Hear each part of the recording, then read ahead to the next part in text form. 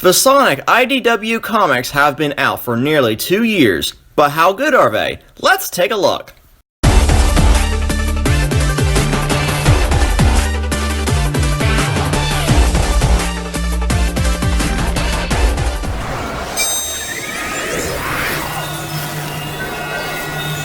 How's it going, everyone? Blueknight here, and welcome back to a slightly different Sonic video. You see, I normally just talk about the games, TV shows, or the movie which premieres in just a few weeks. So I decided to explore another area of the Sonic franchise that I never really looked into, and that's the IDW Sonic comics. Now, the reason I never got into these comics when they were first released was because I mainly preferred to just play the games or watch the TV shows. Basically speaking, I wasn't exactly much of a comic book reader, so I didn't really pay much attention to them until now. And boy, was I missing out on some great Sonic content here, which means I got a good bit to talk about, including possible spoilers. But don't worry, there'll only be minor spoilers, nothing major concerning the most recent issues, because the last thing I would want to do is spoil it for those who have not yet read them. Okay, with that out of the way, let's go! So right out of the gate, the story picks up where Sonic Forces left off. I already like this idea as it's set in the game's canon, therefore allowing elements from past games to be seen and referenced throughout. From Rush to Riders, Adventure to Unleashed, and all the way up to Forces. Speaking of Forces, at the start of the first issue, we learned that Eggman had vanished after his last defeat. Now, I'm sure I wasn't the only one to wonder what happened to Eggman, considering Unleashed, Colors, Generations, and Lost World all showed what happened, while Forces didn't do this whatsoever. Despite Eggman's disappearance, his robots were still scattered around the world and continued to cause trouble, although more organized than before. This is basically the premise of the first 4 issues known as the Fallout Saga, where Sonic travels to different towns and fends off hordes of robots with the help of his friends Tails in issue 1, Amy in issue 2, Knuckles in issue 3. Man, they really went for the original appearance order, didn't they? Issue 4 arrives, and so does Blaze, giving an explanation as to why she didn't appear in Sonic Forces. This is the kind of attention to story detail that I really appreciate. Tangle the Lemur was introduced in this issue as well, and I gotta say, she's one of the best new characters in the comics. Sega, whatever you do, allow Tangle to appear in other Sonic media too. She's awesome. Speaking of new characters, there are 4 new characters introduced in the comics.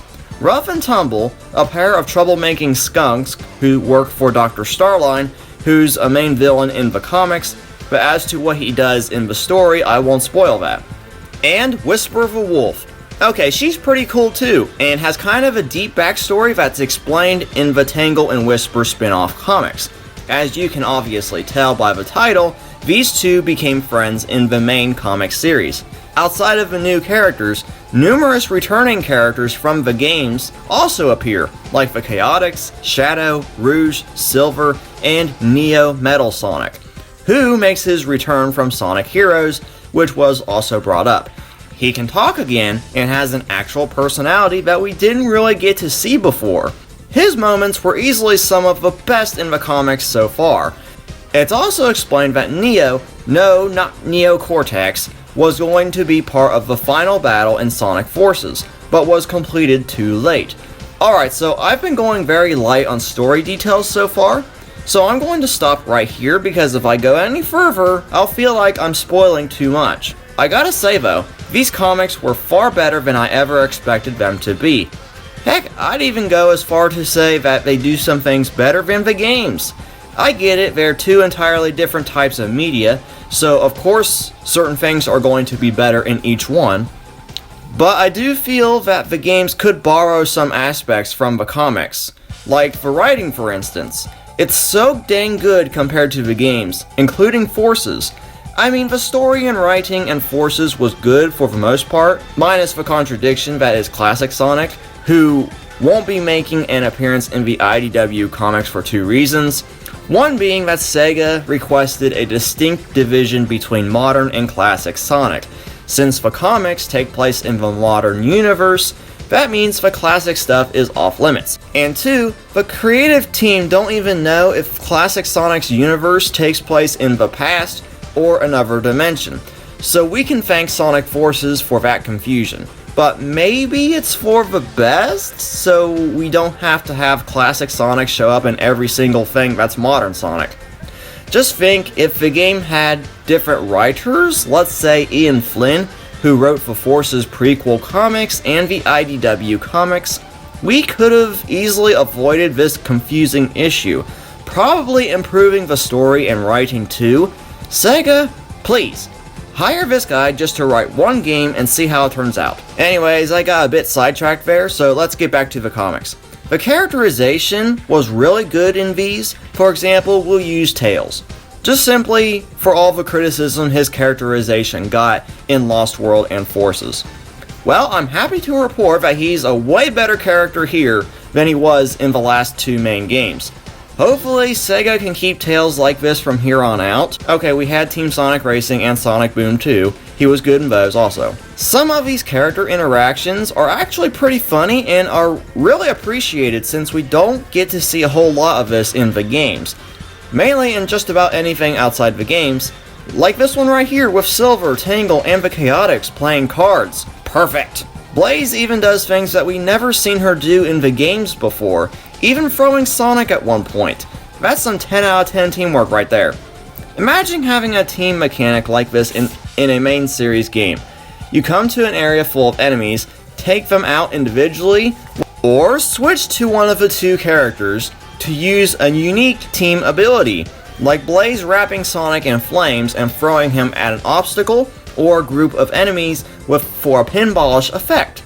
On top of this, bringing back the concept of the hub worlds from Sonic Unleashed would allow for a more immersive and interactive experience with Sonic's world and characters. So yeah, definitely a good bit that the games can learn from the comics, but the comics do something that's really rare in the series as a whole.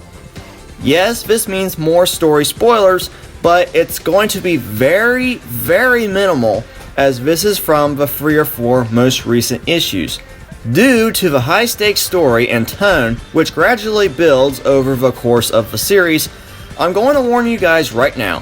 Whether or not you've played the games or watched the TV shows, you're more than likely to become attached to these characters, and when you get to the 3 or 4 most recent issues, there are definitely some tearjerker moments, showing the characters struggling with the current situation, which I won't spoil, with them doing whatever it takes and making tough choices to help others. I said that this was rare for the series for a reason, because it is very rare.